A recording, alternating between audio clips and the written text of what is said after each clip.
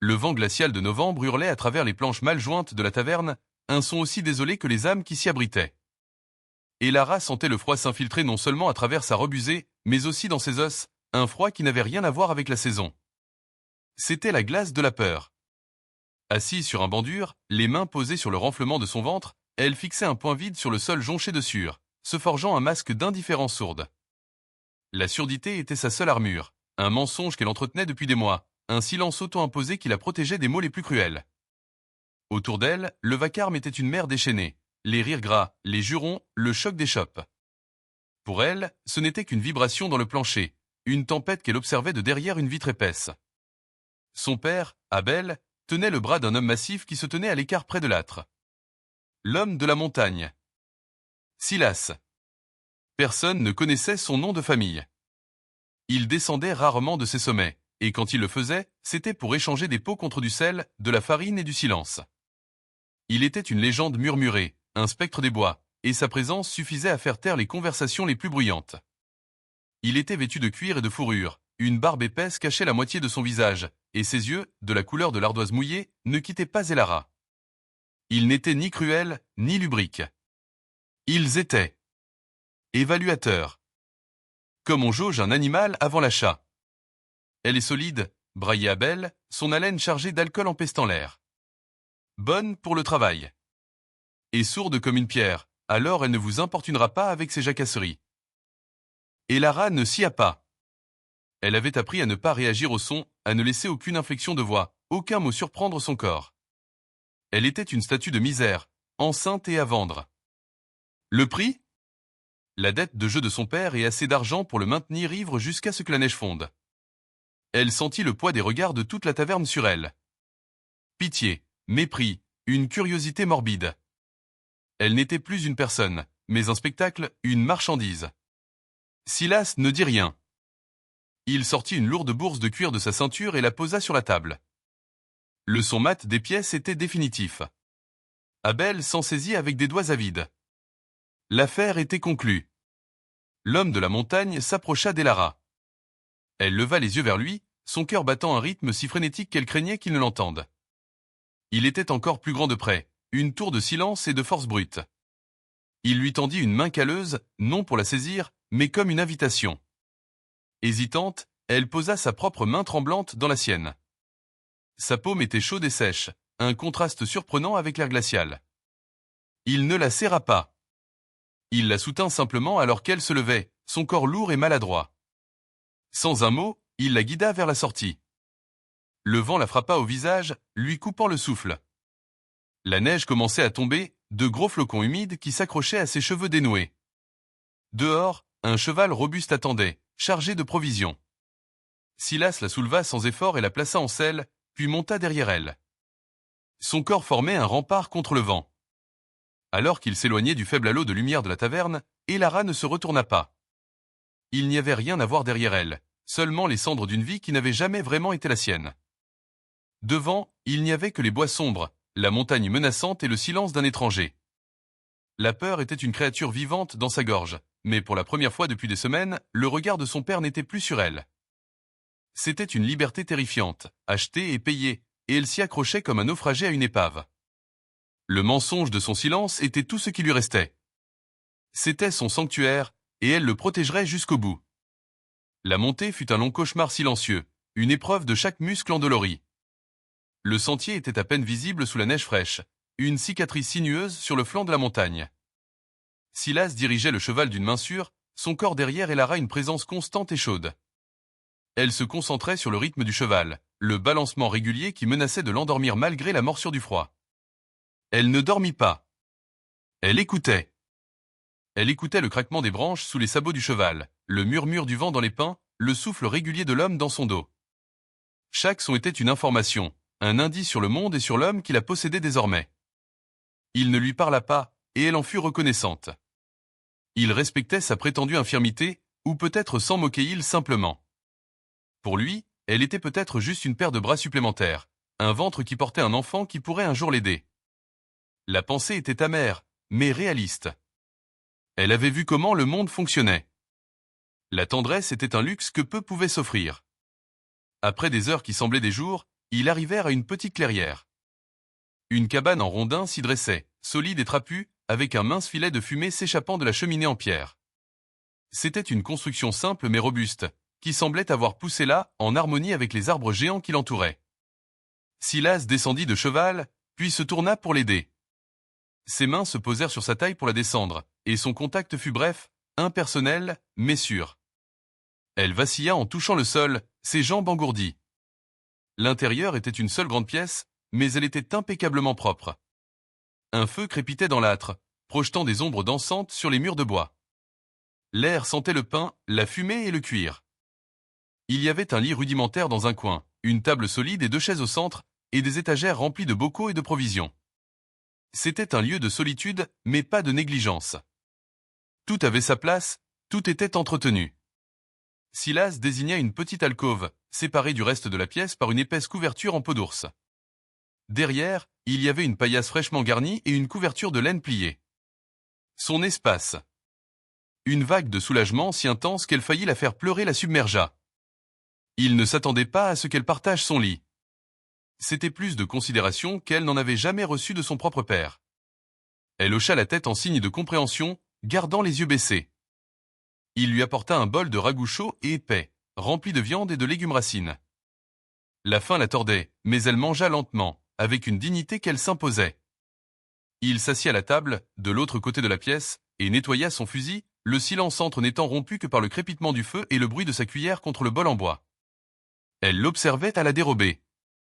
Ses mouvements étaient précis, économiques. Il n'y avait rien de superflu en lui. Il était comme la montagne elle-même, silencieux, autosuffisant et potentiellement dangereux. Les jours se transformèrent en une routine silencieuse.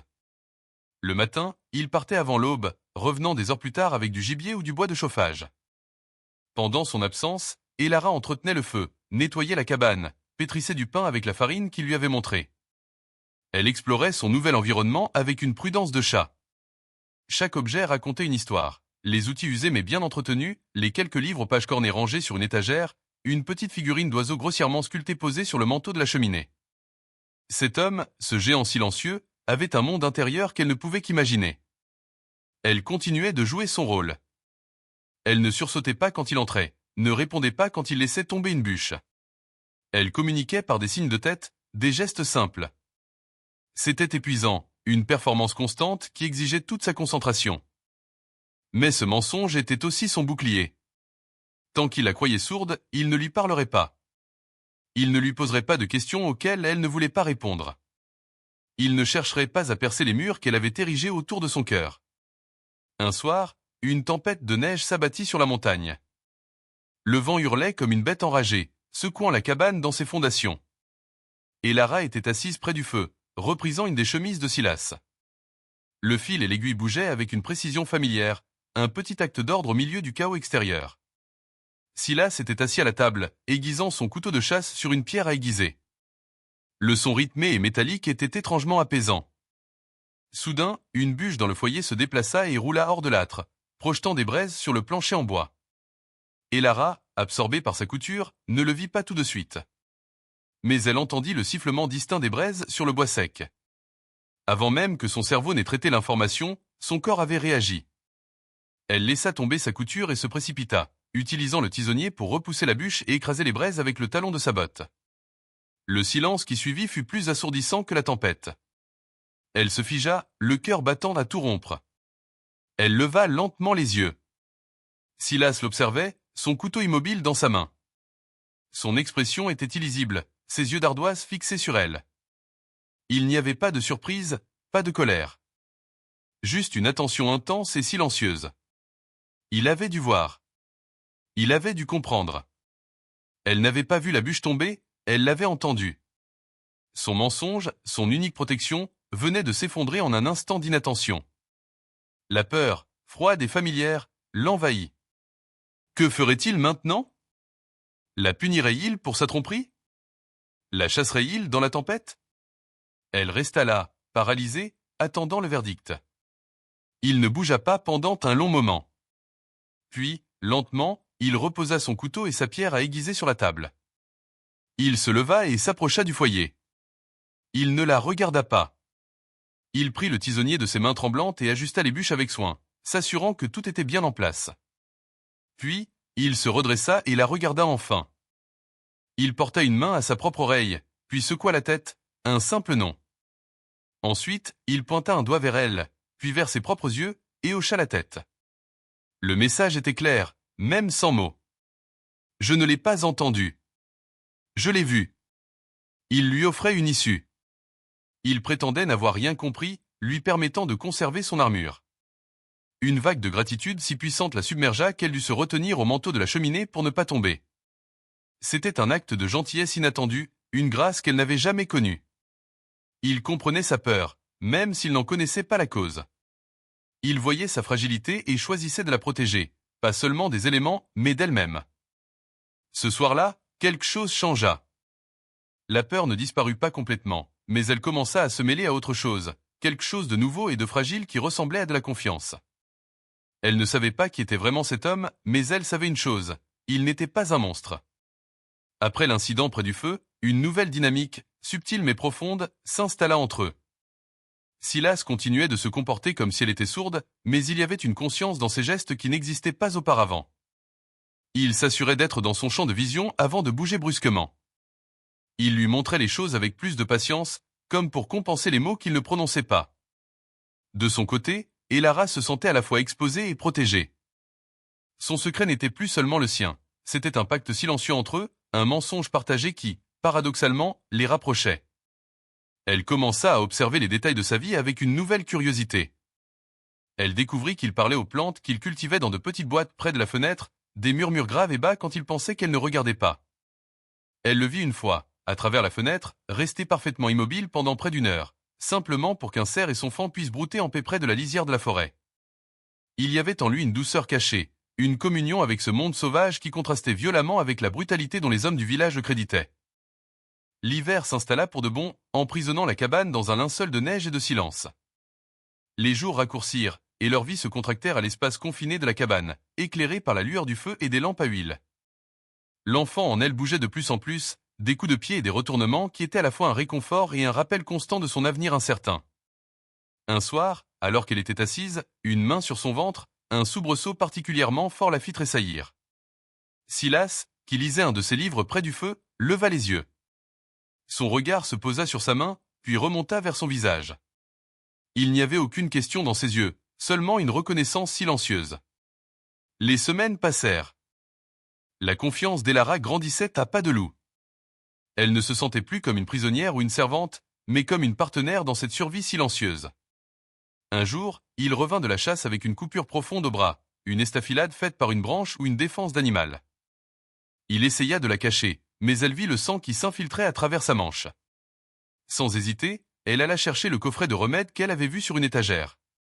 Elle lui fit signe de s'asseoir et, pour la première fois, elle le toucha de sa propre initiative, retroussant sa manche avec des gestes assurés.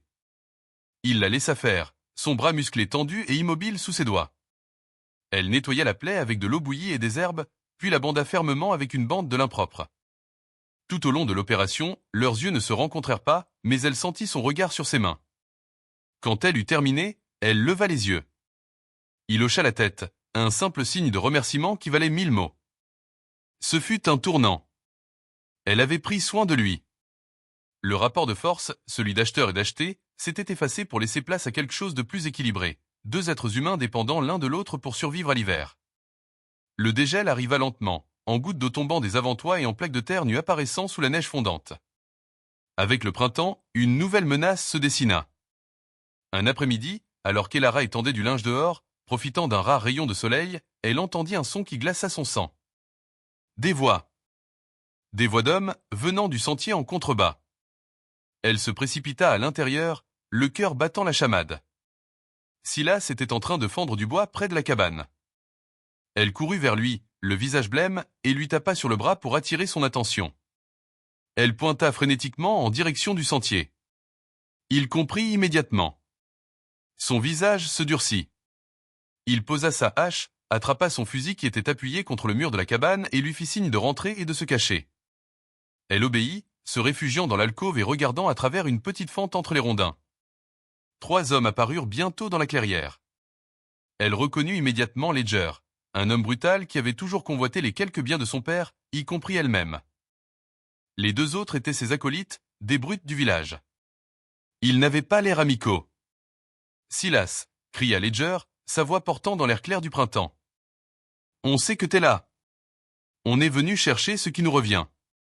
Le vieux Abel est mort d'une pneumonie. Et sa fille nous appartient désormais pour régler ses dettes. » C'était un mensonge, elle le savait. Abel n'avait de dette qu'envers lui-même. C'était un prétexte, une excuse pour leur cupidité et leur cruauté. Silas sortit sur le porche, son fusil tenu nonchalamment mais prêt. « Elle n'appartient à personne, » dit-il, sa voix un grondement grave, la première fois qu'Elara l'entendait parler à d'autres hommes. « Elle est sous ma protection. Partez. » Ledger ricana. « Ta protection ? Tu l'as achetée comme une vache. On est venu la récupérer. Donne-la nous, l'homme de la montagne, et on te laissera tranquille. » Il fit un pas en avant, ses hommes se déployant de chaque côté. « Dernier avertissement, » dit Silas, son calme plus menaçant que n'importe quel cri. Elara regardait, le souffle coupé. Elle voyait la haine dans les yeux de Ledger, la façon dont il regardait la cabane, le gibier séchant, comme s'il calculait tout ce qu'il pourrait prendre. Puis son regard se posa sur le ventre d'Elara, visible à travers la fente. Un sourire mauvais se dessina sur ses lèvres. Et avec un bâtard en prime, dit-il assez fort pour qu'elle l'entende. « On va s'amuser. » C'est ce mot, cette menace directe contre son enfant, qui brisa toutes ses défenses. La peur se transforma en une rage froide et pure. Au même moment, l'un des hommes de Ledger tenta de contourner Silas pour atteindre la porte de la cabane. Silas se déplaça pour lui bloquer le passage, lui tournant le dos une fraction de seconde. Ledger en profita. Il leva son propre fusil, visant le dos de Silas. Le monde sembla ralentir. Elara vit le canon de l'arme, le doigt de Ledger se resserrer sur la détente. Il n'y avait pas le temps de réfléchir, pas le temps de penser à son mensonge. Une seule pensée dominait tout, protéger l'homme qu'il avait protégé, protéger son enfant. « Silas !» Le cri déchira le silence de la montagne, un son rauque, presque animal, arraché à une gorge qui n'avait pas crié depuis plus d'un an. Silas pivota instantanément. Le coup de feu de Ledger partit, mais au lieu de frapper Silas dans le dos, la balle se ficha dans le montant de la porte, à quelques centimètres de sa tête. La surprise sur le visage des trois hommes fut totale. Ils la fixaient, elle, la fille est sourde et qui se tenait maintenant sur le seuil, le visage déformé par la fureur. Cet instant d'hésitation fut tout ce dont Silas avait besoin. Il ne perdit pas de temps en question. Il agit. Son fusil s'abattit, non pas pour tirer, mais comme une massue. La crosse frappa le fusil de Ledger, l'envoyant voler dans les airs. D'un mouvement fluide, il désarma le deuxième homme d'un coup de pied et en frappa un troisième au visage avec une vitesse terrifiante. Le combat fut bref, brutal et d'une efficacité redoutable. En moins d'une minute, les trois hommes gisaient au sol, gémissant, désarmés et vaincus. Silas se tenait au-dessus d'eux, le torse soulevé par sa respiration rapide, une fureur glaciale dans les yeux. « Si vous revenez un jour sur cette montagne, gronda-t-il, vous n'en repartirez pas. » Il ne les tua pas. Il les humilia, leur prit leurs armes et les regarda s'enfuir en boitillant sur le sentier, vaincus. Quand ils eurent disparu, un silence profond s'installa à nouveau sur la clairière, seulement troublé par le chant d'un oiseau indifférent. Silas se tourna lentement vers Elara. Elle se tenait toujours sur le seuil, tremblante, les mains instinctivement posées sur son ventre. Le secret était révélé, non par accident cette fois, mais par choix. Un choix de protéger. Il s'approcha d'elle, son visage encore marqué par la violence du combat. Il s'arrêta à quelques pas. Il y avait tant de choses à dire, un an de silence à combler. Elle s'attendait à de la colère, à des reproches, à une avalanche de questions. Mais il la regarda simplement, et une lente compréhension adoucit les traits durs de son visage. Il vit la peur dans ses yeux, mais aussi la force nouvelle qui l'avait fait crier. Il ne vit pas la tromperie. Il vit la survie. Il tendit la main, non pas pour la toucher, mais paume ouverte, comme la première fois à la taverne. Une offre. Une question. Elara, dit-il. Son nom, prononcé par sa voix grave, était à la fois étrange et juste. C'était la première fois qu'il le disait. Les larmes qu'elle avait retenues si longtemps coulèrent enfin sur ses joues. Des larmes non pas de peur ou de tristesse, mais de soulagement. Elle fit un pas en avant et posa sa main dans la sienne. Sa prise était ferme, protectrice. J'avais peur, murmura-t-elle, sa voix enrouée par le manque d'usage. Il hocha la tête, ses yeux d'ardoise ne la quittant pas. Je sais, répondit-il doucement. Vous n'avez plus à avoir peur maintenant. Dans la clairière silencieuse, entourée par la majesté de la montagne qui était devenue leur refuge, ils se tinrent là un long moment. Le mensonge qui les avait définis était mort, mais de ses cendres naissait une vérité plus forte. Il n'était plus un acheteur et une achetée, un protecteur et une protégée. Ils étaient des partenaires. Et pour la première fois, Elara sentit que la cabane n'était pas seulement un abri. C'était un foyer.